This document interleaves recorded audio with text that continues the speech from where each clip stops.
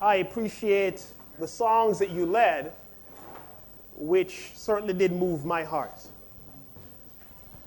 We are here, if you did not know, and maybe you're in the wrong place, I hope not. We're here for a weekend to learn about church history. And we're going to be spending this weekend together learning about the church in history. I want to begin, first of all, by welcoming everyone to this, which is Module 7 of the Caribbean School of Ministry. I do want to welcome especially the live stream participants. We do have online streaming watching us, our sister Hillary Gordon in New York, and our brother and sister Chester and Elsa from the Bahamas. It's really great to have those guys. You can wave and tell them that you love them. It really is great having them. I do also want to, at the outset, welcome our brothers. First of all, Douglas Jacoby, all the way from Atlanta. Doug is no stranger to us, but as always, we are grateful to have Doug with us. And we are looking forward to hearing from him even tonight. And then, of course, no stranger to us, our brother Tyrone Marcus, all the way from Trinidad. It really is great having him as well. And I want personally to welcome each and every single one of you that has made the investment in your time and your finances and your effort to be here. I really do want to express our gratitude for your interest in learning and in learning the history of the church.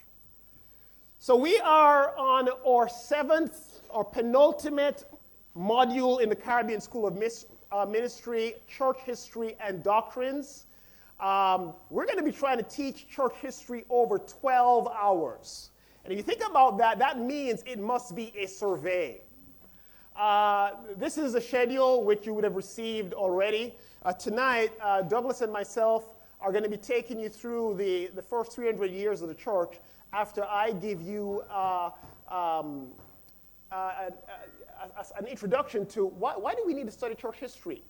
Tomorrow on Saturday, Tyrone and Douglas are going to take you through the remaining part of the early church up to, let's call that, say, about 500. And then after that, through the Middle Ages up to 1500. And then Tyrone and I are going to be taking you through the Protestant Reformation, and Doug is going to take you straight up through 1900 to the Restoration Movement. Then Sunday evening, Doug is going to take us through the origins of our movement, Crossroads, Boston, ICOC. We're going to have a brief history of the Kingston Church of Christ from the horse's mouth. We're going to hear from Peter and Sandy Swavey, tells the history of the church. And then we're going to have a discussion on church history and church polity and some lessons from church history. Now, if you look at this, you realize we are flying over the surface. Just to give you an idea, Douglas is saying it's 3 years per class minute. I don't know why he computed that, but he did. Okay. So in my first year at UTC, I did an undergrad course, 36 hours of church history just on the early church. Did you hear me? 36 hours of church history, 36 hours of classes on the first 300 years, which we're going to cover in about an hour and a half between tonight and tomorrow. I did another course on the Reformation in England, 36 hours, which is different than the Reformation in Germany. They have another course for that, 36 hours. And we're doing the entire Reformation in an hour and a half. So this is a survey. I'm making that point partly because I want us to realize we are scratching the surface.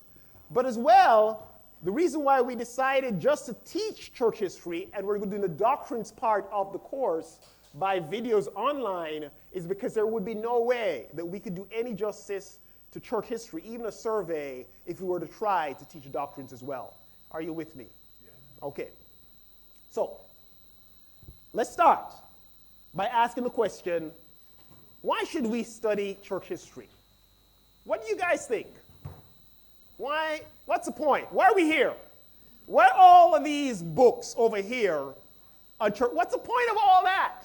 Dates and people who are dead and things that are gone before. Any thoughts? Sandy Swaby. Lessons that you can learn from the past as you go forward into the future. Yes.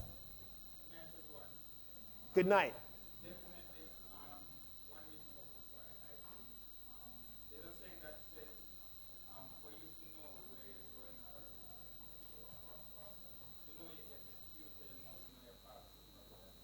Right. So we need to learn church history because it gives us perspective, because unless we know where we're coming from, we can't know where we're going. Great point. Yes, Peter. Church history affects some parts of doctrine. Church history affects some part of doctrines. So we can understand doctrines better if we understand what happened in the past. Very good. Any other thoughts? Yes, George. Yeah, and so we can also help other persons who have questions, even other religions or doctrines, and so we can help other persons as well. Okay, so you're piggybacking on what Golson said. If we understand the history that affected doctrines, we can help people who may be caught in doctrines that have gone astray from the Word of God. Very good. Yes, Claudette. I think it brings alive what God's doing. Okay. It brings alive what God's doing. You can look at the history of the church and you can see the hand of God through history. Very good. Take a couple more. Any other thoughts on that? Okay. Yes. I think it also helps us to realize that we're not much different from the people before us. Very good. Because in the reading and stuff like that, you realize that they made some mistakes. And Yes. if you were probably put in the same position, you probably made the same mistake and even worse. Right. So sometimes just to learn from them, and Sandy said, also realize that people are people. You know? Right. So, So it's humbling because it helps you to realize, well, I'm not much better than other people. yeah. Very good. All right. Okay. Yeah, go ahead. Please, Shelley. Well, it helps you to be your appreciation of God's grace, because we are not here because we're smart. You know, the church hasn't existed throughout history because we know what we're doing. It's really God. Right. Yeah. It is a history of errors, isn't it? And bumbling and falling and getting back up. And you realize how patient God is. I think if it were us, we'd abandon the enterprise and start over. We'd just like scratch it out, throw it out, and let's start over. Very good. Very good. All right. You know, the Church of Christ historian Everett Ferguson, he had a couple of ideas. He says church history enables us to see the confirmation of the New Testament, because in the early churches, in the history of the early church, we can find a lot of things that confirm what we read in the New Testament. We can understand changes in the church. We can learn how similar problems were solved. He says it can distinguish eternal from the cultural, and I'm going to explain that in a short while. And we can find examples worthy of imitation. And he also says it helps us to better understand our own Christian experience. Here's some I came up with. It enables us to learn from the past. History provides a context for us to understand. Without church history, we lose our identity and self-understanding, and we need mature explanations of where we come from. And our heritage in the Restoration movement blinds us. I'm going to explain each of these. We all know 1 Corinthians 10, verse 6. Paul writes, now these things occurred as examples to keep us from setting our hearts on evil things as they did. He's speaking about the Israelites in the time of Moses. These things happened to them as examples and were written down as warnings for us, on whom the fulfillment of the ages has come.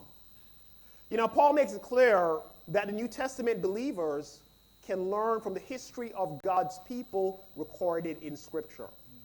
In Scripture, God institutes various traditions to remind his people about what happened in their past. For example, the Passover.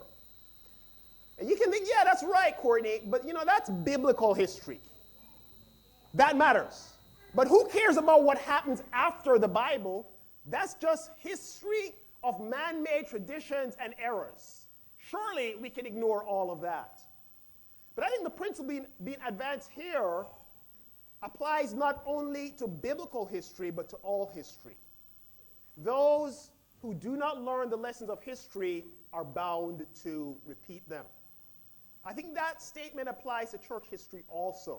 And if we can't learn from 2,000 years of the church bumbling and getting back up again, we're going to bumble and have to get back up again.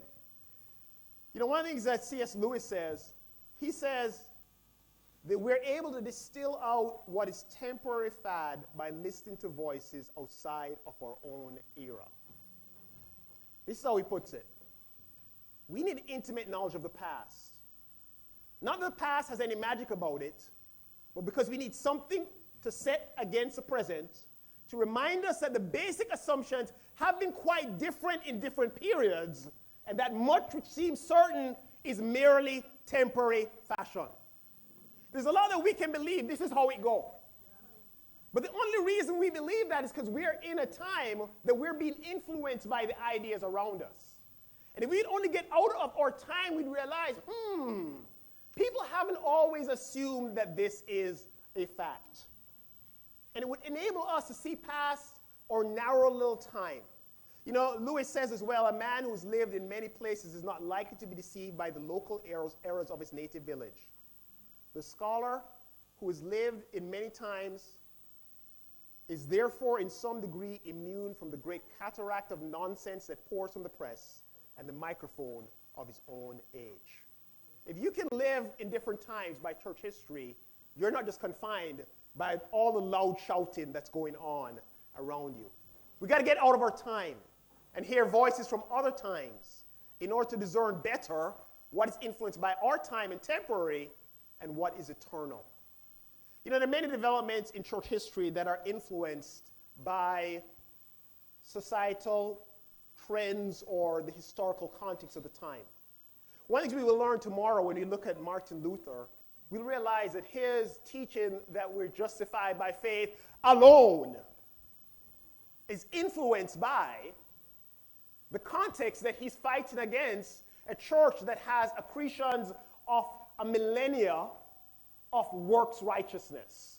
And so he's got to say, we're saved by faith alone. He's reacting against something. And unless you understand that and can strip out okay, Martin, you're right, we're justified by faith, and strip out the alone, because you know what? He's reacting, then you're unable to see the truth in Scripture. Am I making sense here? All right. Well, here's my next point. Without history, we lose our identity and self-understanding. Our brother Martin, not Luther. Marcus, I'm sorry. A people without the knowledge of their past history, origin, and culture is like a tree without roots. You know, without history, we lose our identity and our self-understanding. Imagine not knowing how we ended up here in Jamaica, where we came from, and what our background is. A tree without roots can't stand, and it can't grow. Similarly, we can't grow or stand if we don't understand where we came from as a church and how we got to this point. What's in our background? What's our DNA? What's our culture? Allen and Hughes, in their book, Discovering Our Roots, say, without memory, we lose our identity. They say memory orients us within time, thereby providing identity and direction. And the same holds true for the individual Christian and for the church as a whole. By remembering our spiritual ancestors and drawing them into our own circle of discourse, we gain rich and invigorating perspectives on just who we are and where we need to go. So without memory, we lose our identity. Imagine waking up with amnesia, not knowing who your parents or your grandparents were, or what kind of family you came from. Was this a loud family or a quiet family? What country you're from or what religion you grew up with? If you're married or if you have children. Am I fighting with my spouse or are we getting along? What happened in the last 20 years of your life? You couldn't make sense of who you are or why you respond the way that you do unless you know your history. It's the same with churches. Imagine not knowing what happened in 2003. You ever see young Christians stop you and say, what happened in 2003? Because they realize something happened. Because people start saying, before 2003, and they're like, what? That's not world history. 2003? What happened? And so we got to clue them in, and they're like, you guys need to get over that stuff. But unless you have that history, you're missing a significant part. Our roots go further than we think. They go deeper and wider. Do you know what building this is? Maybe you don't. This is Duke Street United Church. You say, what does that got to do with me? Well, in 1849, the American Christian Missionary Society was founded with Alexander Campbell as its president. Campbell is one of the founders of the Restoration Movement in the 1800s in the States, out of which the Church of Christ was formed.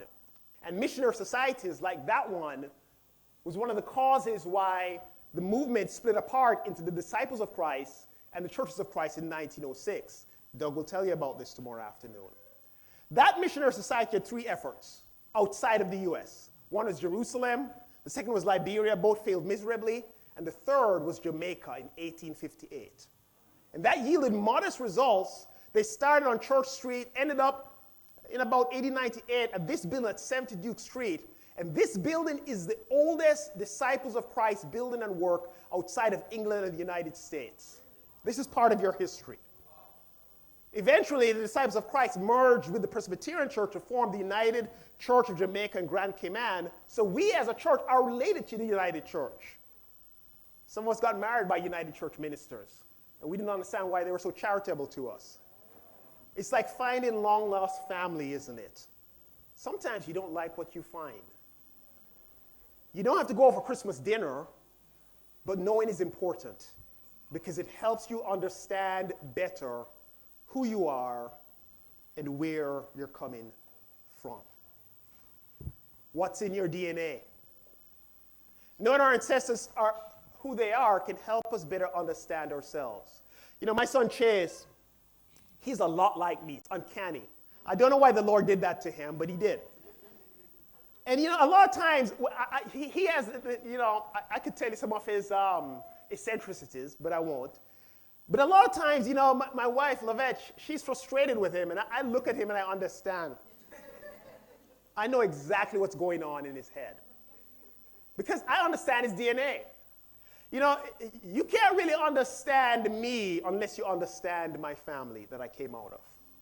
I've been married to my wife now for 19 years, and I can tell you, you can't understand her unless you understand the family that she came from. And the more you understand those things, the more you're able to understand the individuals. I think it's the same way that we can better understand churches if we understand what's in their DNA. So where did we come from? If you watch American animated films, they will depict kids coming from the sky delivered by storks. That doesn't work for us Jamaicans. We say it sounds like it dropped from sky. So when our kids ask us, we say, God put you in mommy's belly. And what we're trying to do, both the Americans and us, we're trying to find a sensitive way to explain something that would be awkward to explain in a way that we think is appropriate for the age of our children. And I think we can have these simplistic explanations as well about where the church came from. So where did we come from? AD 33 or 1979? In the ICOC, we tend to go to simplistic explanations like that. Shelley says, many Christians today suffer from historical amnesia. The time between the apostles and their own day is one giant blank. I think, by and large, this describes our church. Would you say? Most people in our churches would say, well, we understand what happened, you know, to the end of the New Testament. After that, everything just mashed up, and then the church got started again in 1979. And that came from somewhere. It's a simplistic explanation that I think was given, and I think we've latched on to it. But if we keep holding on to that, this is, you know, Shelley, he talks about this cartoon that he has on the door of his office he had. And, you know, this is Charlie Brown and his sister. She's writing a paper on church history, and she says, when writing about church history, we have to go back to the very beginning. Our pastor was born in 1930, and Charlie Brown rolls his eyes. You know, we need mature explanations of where we came from. Our heritage in the restoration movement blindsides us. This is the last of my reasons why we need church history. Leroy Garrett is a Church of Christ guy. He's passed away now a couple of years ago. He's written this incredible book, The Stone Campbell Movement. And he says restorationism tends to be ahistorical. Well, ahistorical means it tends to want to be without history. It tends to want to exist without any connection to history. Well, what is restorationism? Restorationism generally has three characteristics, he says. One, It believes that the true church apostatized and ceased to exist. That means the true church of God fell away. And then secondly, it believes the various denominations that emerged are false churches. And then third, it believes the New Testament provides a blueprint or prescription for the exact character of the church. And then fourthly, each restorationist sect believes it has restored the true church in its pristine purity. Now, why do you think there's a tendency to disregard church history in churches that come out of the Restoration movement? Why is there that tendency? Why do these kind of churches want to act like history can be disregarded and has no connection to them? Mark? Because that middle section is a false doctrine. Yeah, okay. So you're able to dismiss everything in the middle by saying, that don't have anything to do with me because they all fell away. Yes, Sandy. It's a reaction to how things were done. So you're going it up. So it's a kind of overreaction to the way the churches were, the traditional churches were. You don't want to end up like all those people in history, so you just say, done with all of them. George. I think it can also be self-righteous. You know, Disregard other religion and other denominations. some self-righteousness? Yes, Claudette? Okay. So, in other words, you want to distance yourself from the Catholic Church and all its traditions. Okay. Did I see Sam? A lack of knowledge of history. Maybe it's too confusing. Maybe it's just too much of it. Easy to just dismiss it. Yes, Namali? The New Testament would be no. Okay. All right. So the New Testament is the blueprint. So we're holding to the blueprint. We don't want all that confusing stuff. It gets really messy out there. Yes, Keon?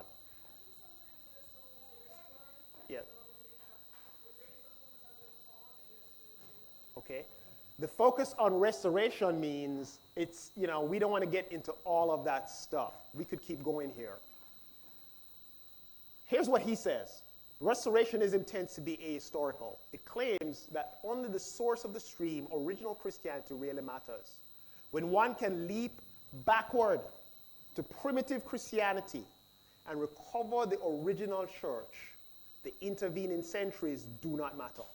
This is what we're saying, I think. Even the Protestant Reformation is irrelevant since it led only to a proliferation of sects, that's confusing, and did not restore the true church.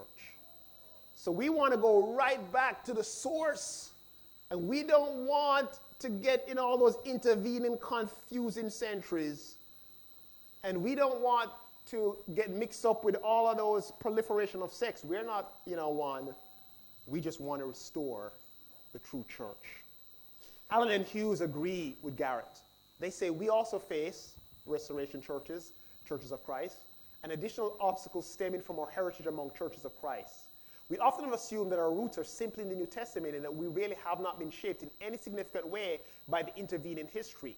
We assume that our churches are simply New Testament churches, nothing more and nothing less. The sects and denominations of Protestantism may be products of history, but our origins come entirely from the Bible.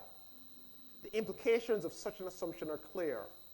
The recent past has scant value in clarifying who we are and from whence we have come. Now, I'm going to take it one step further.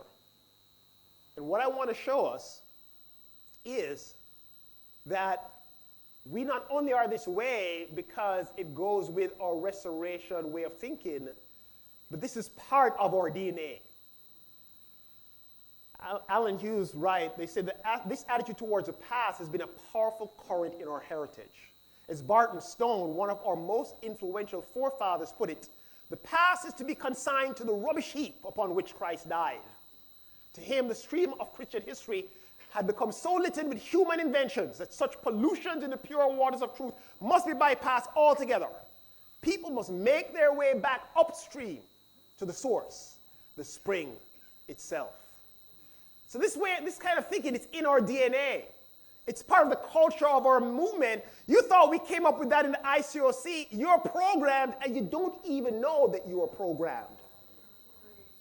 Note that Barton Stone's historical context can help us understand his strong overreaction to human inventions. You say, well, why would he say that? You got to understand his context. I don't have the time to explain it right now, but he's got strong response because of his context. Alan Hughes said the challenge of examining our spiritual roots must become an important part of our growth towards spiritual maturity. We must choose whether to understand how our traditions have shaped us or whether to let those traditions shape us unconsciously. We're faced with being conscious participants or unconscious victims. We can become more and more self-conscious about our past and then seek to correct its results in our lives, or we can simply deny its influence and then by default allow the past to keep us in its grip. You know what he's saying? He's saying whether we like it or not, we're influenced by our history.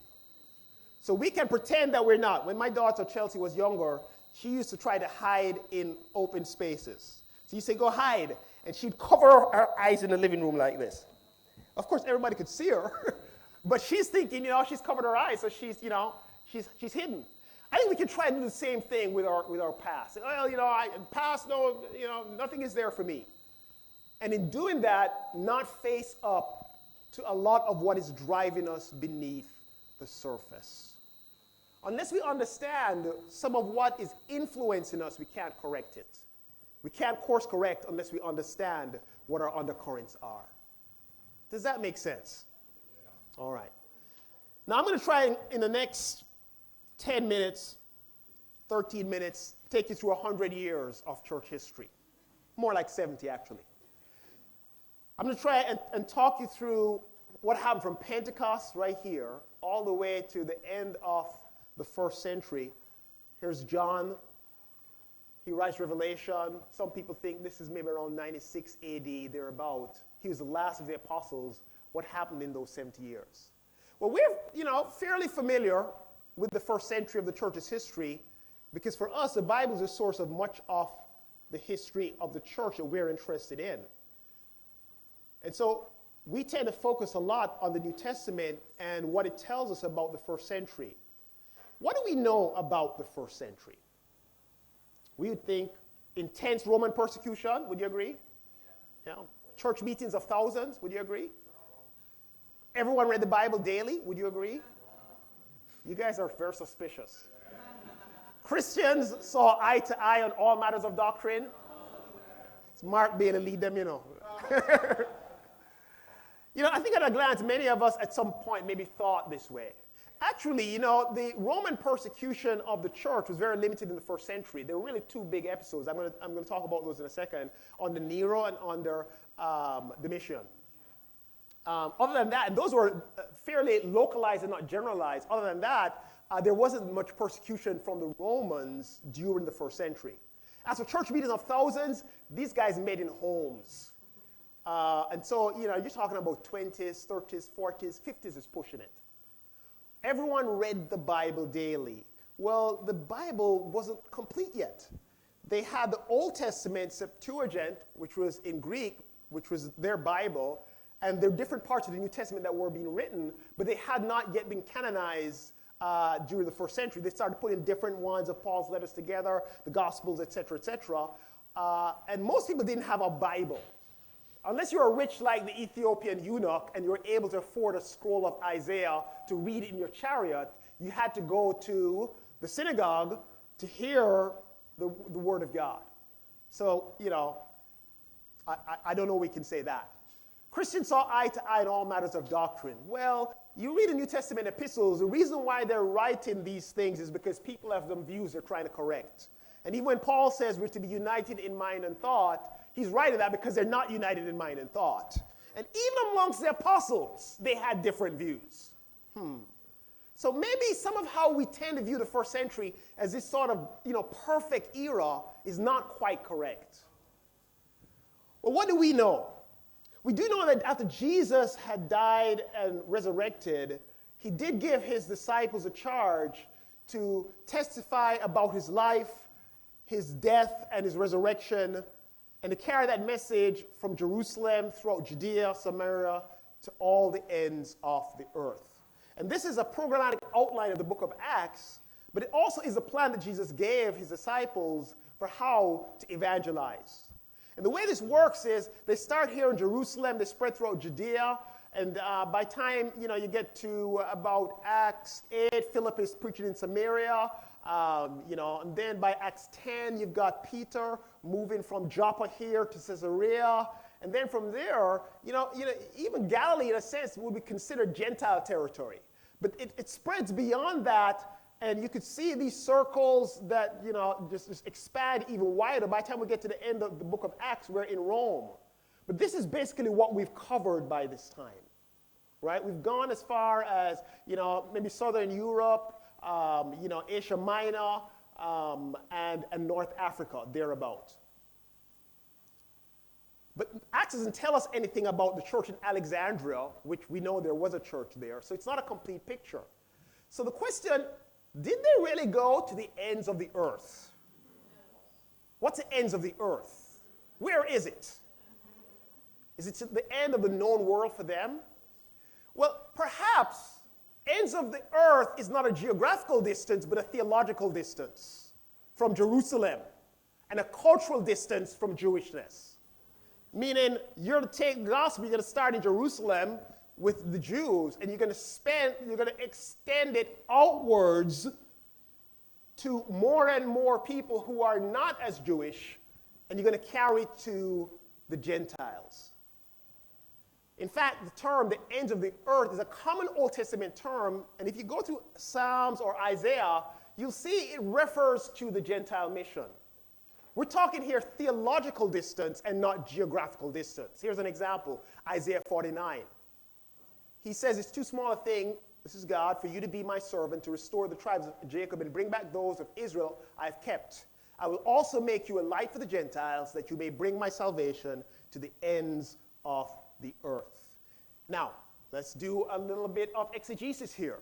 You do recall this is Hebrew poetry, and so there is parallelism. Remember that? So this line right here is parallel to this line. So when he says, I will make you a light for the Gentiles, that's parallel to bringing salvation to the ends of the earth. So the end of the earth is a parallel expression for the Gentiles. Do a concordance study. You'll be amazed. It's kind of like where they talk about those who are far off, Acts 2, Zechariah. Those expressions are those who are far off from what we have in God. And so he's not talking about, all the way in Jamaica. He's talking about those people who are theologically far from us. Is this making sense? All right. So what's the world evangelized in the first century? You've heard that, right? They carried the gospel in one generation to the entire world. Woohoo!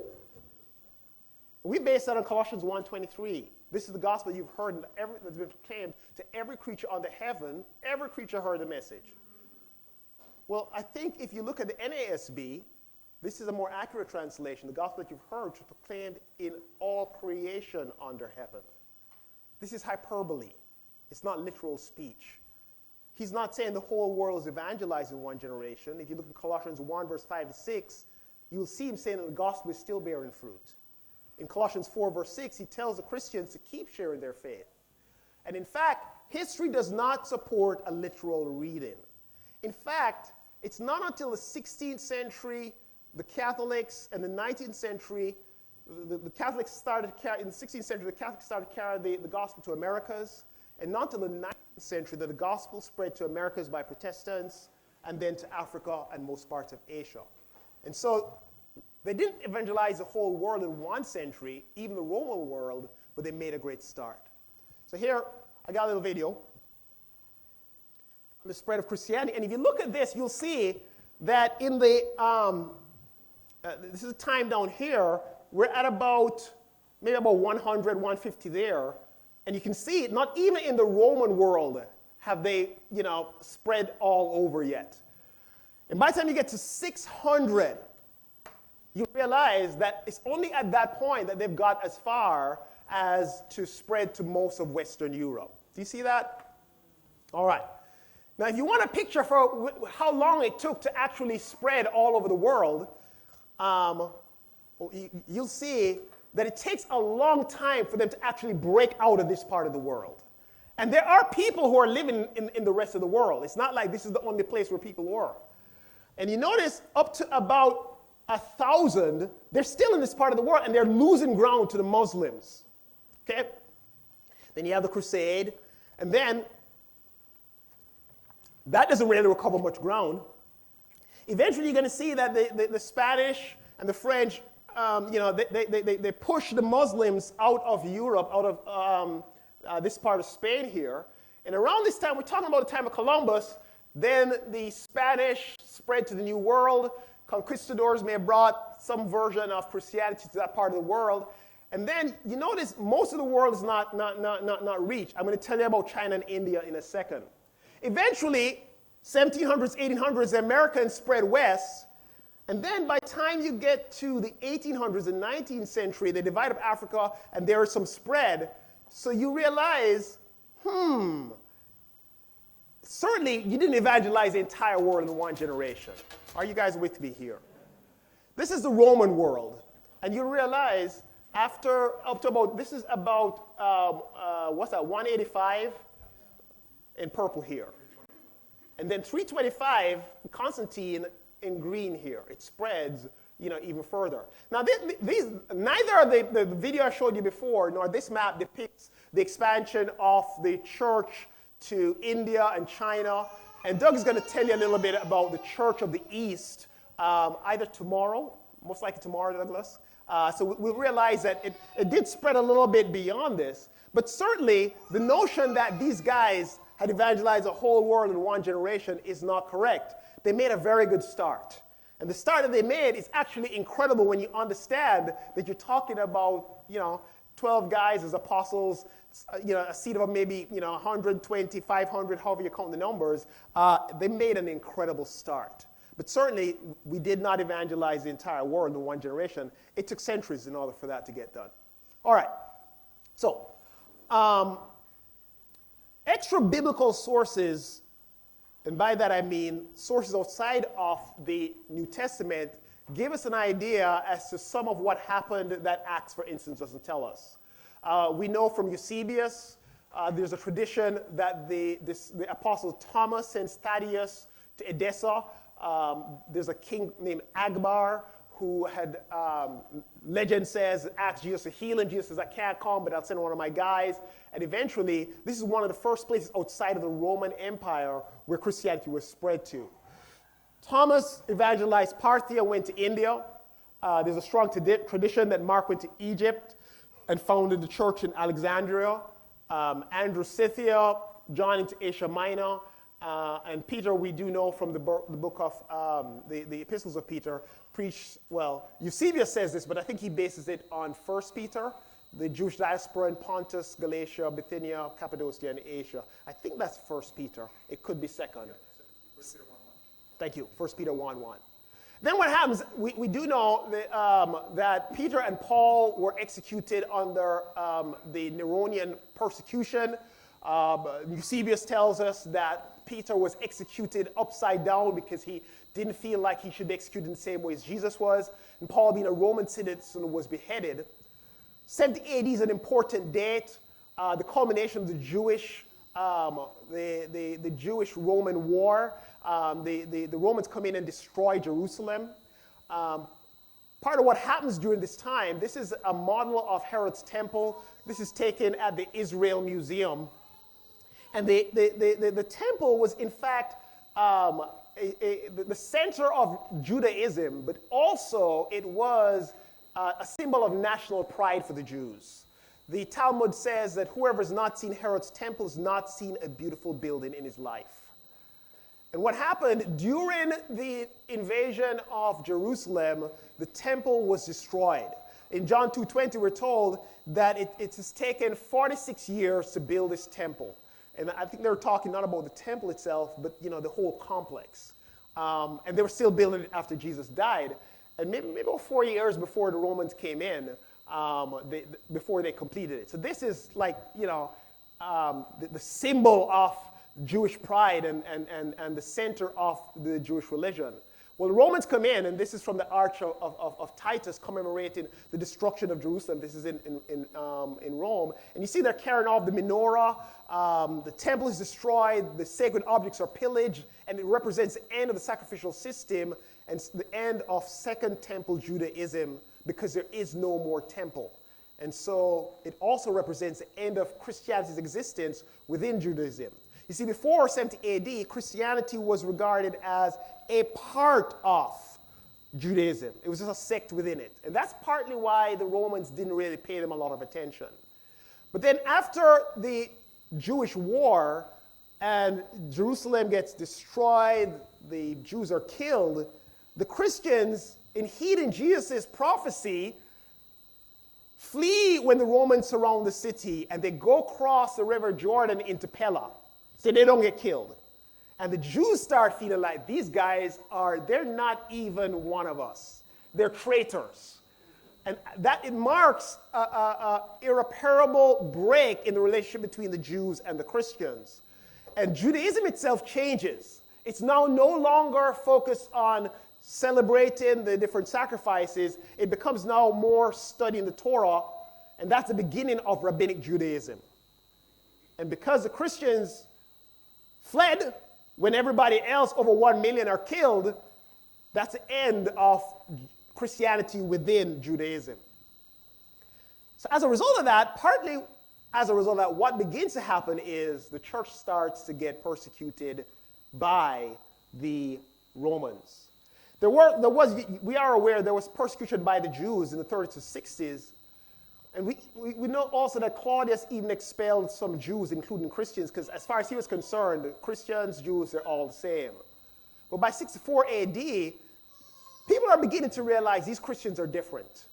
And what happens is Nero, there's a fire in Rome, and Nero blames the Christians. And you know the story. He lights them to light his garden. Peter and Paul get killed during this time, and later on, there's some persecution under Domitian. Let me close out here by talking you through what we can learn about the end of the first century and what Christianity was like. There's some glimpses we can catch in the New Testament books. In 2 Peter, we realize that there is a rise of false prophets and false teaching. 60s. Pastoral epistles, 60s as well. We've got false teaching in the church, incipient Gnosticism. The apostolic generation is passing, and so, these guys, Paul is obviously concerned about succession because he knows he's going to die soon. It seems that there's more of a focus on organizing the church, and they're doing this in response to threats of heresy and division. And there are all these creedal statements, all these formulaic statements like, here's a trustworthy saying. They're trying to make sure that everybody believes the same thing. Then you get to Hebrews. This is sometime before 70 AD. There's a temptation to return to Judaism. Then you get to John's letters. In 1st and 2nd John, you've got the rise of Gnosticism, Docetism in particular. In 3rd John, you've got dissent and one-upmanship in the leadership ranks. There's a guy named Diotrephes who wants to be first, who loves to be first. And John is saying, I send the brothers, and he puts them out. And anybody who takes the brothers with our message, he kicks them out of the church. So you got all this division going on. And then you get to Revelation. John is the last of the apostles. He's in exile on the Isle of Patmos. And the churches in Asia Minor are having challenges. Ephesus has lost its first love. Pergamum is infiltrated by false teaching of the Nicolaitans, which involves sexual immorality. Thyatira is tolerating the teaching of the prophetess called Jezebel, leading Christians into sexual immorality. Sardis has a reputation of being alive but is dead. The Laodiceans are guilty of greed and materialism and are lukewarm. And John dies maybe somewhere 80, 96, or 97 after the Domitian persecution has ended. He returns to Ephesus to lead churches, and that marks the end of the apostolic age. And then we have some extra biblical books like the Didache. Somewhere around 80, 96, they call it the Teachings of the Apostles.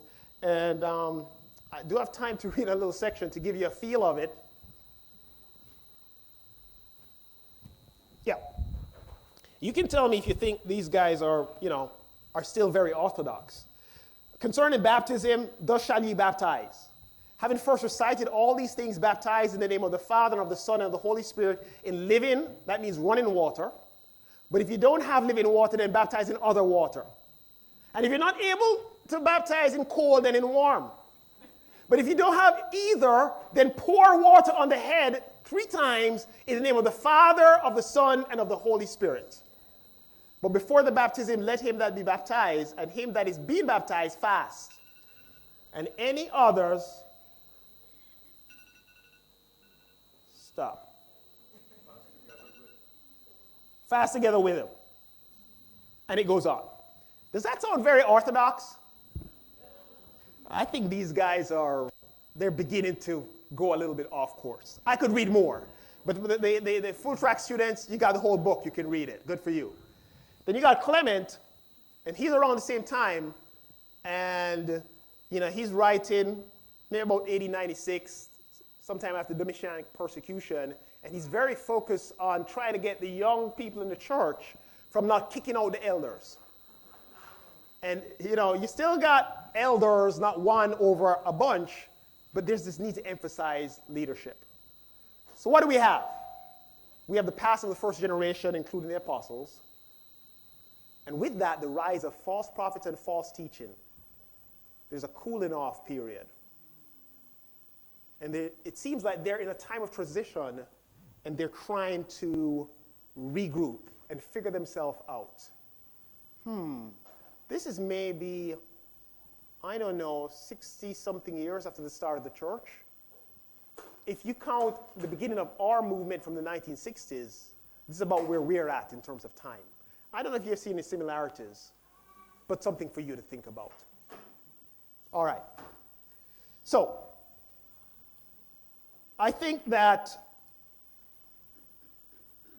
we got time for maybe one or two questions if anybody has any. If you don't, that's good, because we can begin to transition Douglas for his class. Yes, go ahead, Marcia. So at the beginning, we were making the argument that we needed to know our history and Yes. we need to fill that gap. Right. But after your presentation, I feel like those guys just to stick to the purity of the New Testament, because that is the source, and everything after that, we really just don't know. And I don't know if you meant for us to think that we needed this history, but it's scary. Right. It's scary to see just how they went astray, and it makes me want to cling more to the church in Acts, Right. more than anything else. And I appreciate your honesty. And I think that's the same impulse that makes us not want to delve into this stuff. Because it is scary. But whether we want to or not, we have to face the reality that unless we understand what the trends are, this is what will happen to us.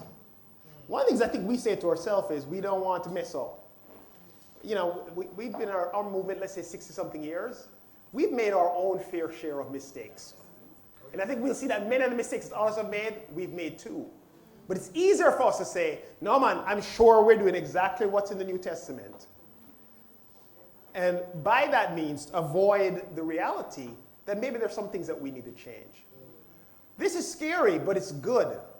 Because it gives us what we need to know to try to avoid some of the errors. Because I think if we're honest, there's some ways in which we drift in ourselves.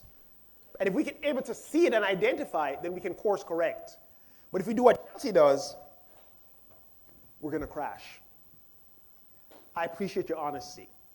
And I think we'll have a lot of time this weekend to be able to process and to talk.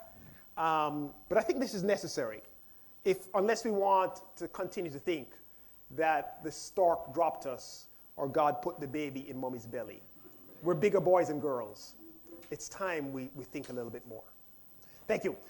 We can talk some more tomorrow. I'm going to now, at this point, yield the podium to our brother Douglas. I'm going to ask if the brothers can help us make the transition.